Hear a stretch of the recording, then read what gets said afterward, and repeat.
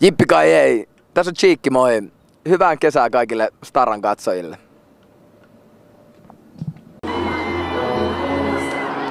Senaatin torilla hengaillaan ja juuri on Suomen lätkäjoukkue saapunut paikalle ja samoin mestalle myös Duutso Jukka, moro! Moro moro! Vittu, tää on hienoa, tätä on odotettu.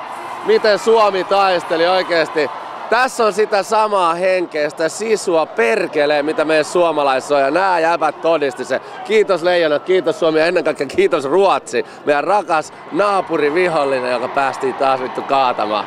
Rock'n'roll, vittu tää on hieno. Kansan hurmos on semmoinen asia, että vittu lämmittää sydäntä. Ei oo mitään yhtä hienoa. Kaikki vaan rakastaa, halailee toisiaan. Kuka ei oo pahalla päällä. Täällä on ainakin 100 000 ihmistä ja kaikki on aivan katolla. Tää on hienoa.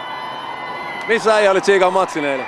Piti olla tuo Apollossa. Mä tulin suoraan Helsinkiin Apolloon ja se oli niin käsittämätön, mitä oikeesti sähköinen tunnelma siellä oli 1-0 Ruotsille. Siinä vaiheessa se oli niin jännittynyt se fiilis. Siinä vaiheessa kun Suomi teki maalin, se oli niinku salama, siis kun kaikki räjähti eloa ja siinä vaiheessa kaikki tiesi, nyt löytyy se taistelutahto, mikä tähän tarvitaan, että saadaan oikeesti vietyä tää vittu loppuun ja voitettua kultaa. Vitsi, tää on hienoa.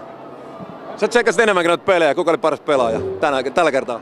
Ja kyllä täytyy sanoa, että mä oon aina showmiesten puolella, niin kyllä se on Granlund, joka veivaa sittensä mun sydämeen. Ai ristus, kukahan sitäkin saa tänään?